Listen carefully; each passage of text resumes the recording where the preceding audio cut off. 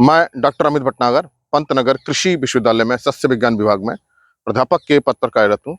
और इस चैनल के माध्यम से मेरे प्रयास है किसानों तक सही जानकारी पहुंचे, जो नई तकनीक है कृषि की वो उन तक पहुंचे, कृषि के सही कार्य उन तक पहुंचे ताकि उसका लाभ वो खेती में ले सकें। आज जो मैं बात करना चाहता हूँ बहुत महत्वपूर्ण विषय की है, इंसेक्टिसाइड कीटनाशी के स्प्रे की है कि धान में जब बालियां निकल रही हैं, जैसे इस समय बालियां निकल रही हैं, कुछ बालियां निकल चुकी हैं, उस समय अगर कीट आता है तो हमें कौन सा इंसेक्टिसाइड स्प्रे करना चाहिए।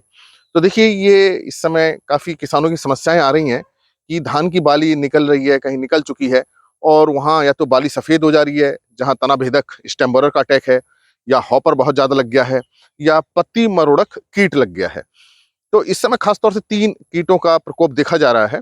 तो इस समय कौन सा हम इंसेक्टिसाइड डालें, कीटनाशी डालें? देखिए, कीटनाशी के साथ एक समस्या ये रहती है कि उसके जो रेज़िड्यू है, जो उसका पार्ट है, वो फसल में रहता है, धान के दानों में रहता है। अगर वो टाइमली डिग्रेड नहीं हुआ, क्योंकि डिग्रेड होता है, ये भी धीरे-धीरे खत्म होता जाता है। इसका हार्वेस्टिंग से पहले खत्म होना ज़रूरी है ताकि इसका कोई रेज़िड्यू ना रहे।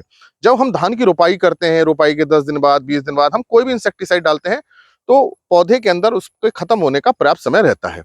लेकिन देखिए, ये बड़ा क्रिटिकल समय है, कहीं बालियाँ निकल रही हैं, कहीं निकल चुकी हैं और ऐसे में हॉपर लगा हुआ है या तना छेदक हो गया है और डैमेज हो रहा है हमारी क्रॉप में, और हम इंसेक्टिसाइड डालते हैं, तो ये लंबे समय तक पौधे के अंदर बना रहेगा और वो बीज में आएगा, धान में आएगा और वो उसके माध्यम से सभी के शरीर में पहुंचेगा, जो विष का काम करेगा।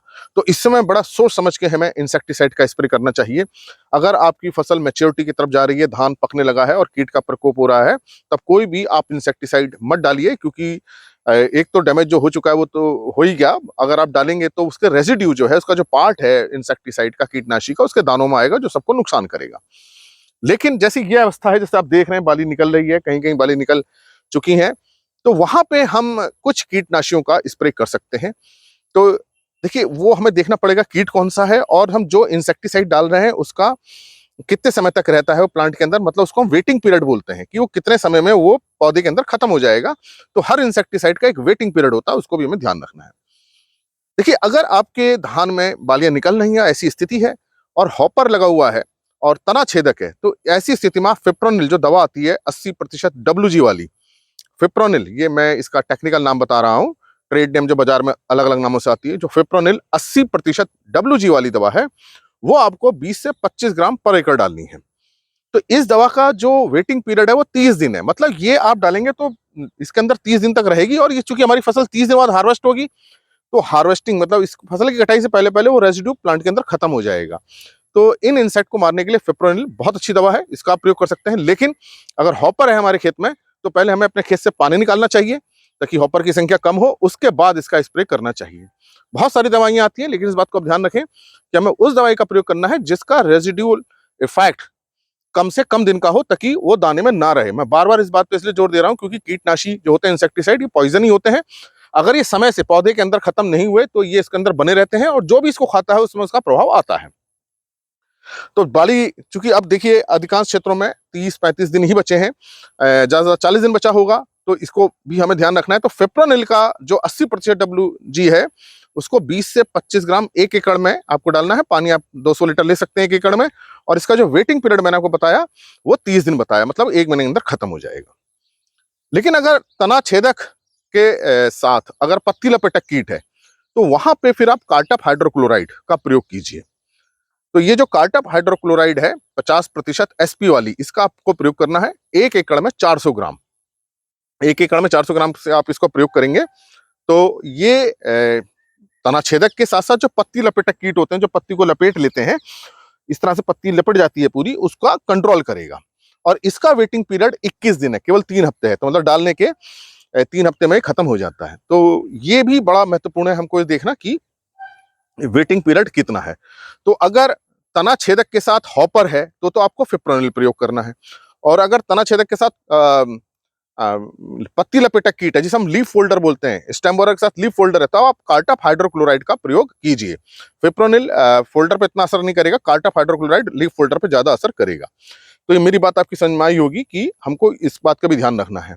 अब कुछ किसान भाई क्लोरेंट्रानिलिप्रोल जो 18.5% एससी में आती है, उसका प्रयोग करते हैं, लेकिन उसका वेटिंग पीरियड करीब 47 दिन है, मतलब 47 डेज है। तो अब 47 डेज में वो डिग्रेड होता है, प्लांट के अंदर खत्म होता है। क्योंकि हमारी हार्वेस्टिंग 47 दिन से पहले हो जाएगी, तो वो इस समय अगर हम क्लोरांटरनिलिप्रोल को डालेंगे तो पौधे के अंदर बना रहेगा, दाने में, बीज में उसकी मात्रा बनी रहेगी। तो ऐसी स्थिति में जब आपको लग रहा है कि हमारी बुआई, जो हमारी कटाई है वो 1.5 महीने के अंदर हो जाएगी, तो फिर आपको उसका प्रयोग नहीं करना है। वेटिंग पीरियड पे मैं बहुत बार बार इसलिए जोर दे रहा हूं, क्योंकि अब हार्वेस्टिंग का समय आ रहा है, तो वो रेजिड्यू हार्वेस्टिंग तक, कटाई तक खत्म हो जाना चाहिए। तो मैं इसको फिर से आपको ब्रीफ कर दे रहा हूं, संक्षेप में बता दे रहा हूं कि अगर तना छेदक के साथ, स्टेम बोरर के साथ हॉपर्स की प्रॉब्लम आ रही है, चाहे वो बीपीएच है, चाहे ग्रीन लीफ हॉपर है, कोई दूसरा तरह का हॉपर है, तब आपको फिप्रोनिल प्रयोग करना है 80% WG वाला, और 1 एकड़ में 20 से 25 ग्राम मात्रा रखनी है। लेकिन अगर स्टेम बोरर, तना छेदक के साथ लीफ फोल्डर की समस्या है, तो वहां आप कार्टाप हाइड्रोक्लोराइड का प्रयोग कीजिए, जो 50% SP में आता है, और इसकी 1 एकड़ की मात्रा 400 ग्राम होती है। तो ये आप अगर ध्यान रखेंगे तो आप देखेंगे कि ये इसका कंट्रोल भी होगा और इसका रेजिडू भी नहीं आएगा, हमारी फसल भी सुरक्षित रहेगी और कीट का नियंत्रण भी हो जाएगा। और जिन क्षेत्रों में धान अभी कटाई स्टार्ट होने वाली है 15-20 दिन में और वहां प्रकोप हो रहा है, तो आप मत कीजिए, क्योंकि जो नुकसान होना था वो हो गया और अननेसेसरी खर्चा बढ़ेगा, कीट अब कंट्रोल में नहीं होंगे उसके बाद, और वो रेसिड्यू बनने रहेगा। तो इसलिए ऐसी फसल जिसमें ये निकल रही हैं, बालियां निकल रही हैं या थोड़ी निकल चुकी हैं, वहां आप इसका प्रयोग कीजिए, लेकिन पकती हुई फसल में इंसेक्टिसाइड का स्प्रे आपको नहीं करना है। आशा है मेरी बात आपकी समझ में आई होगी कि जो धान की फसल पक रही है या बाली निकल रही है, तो हमें कौन सा इंसेक्टिसाइड डालना है, कितना डालना है, किस इंसेक्ट के लिए है।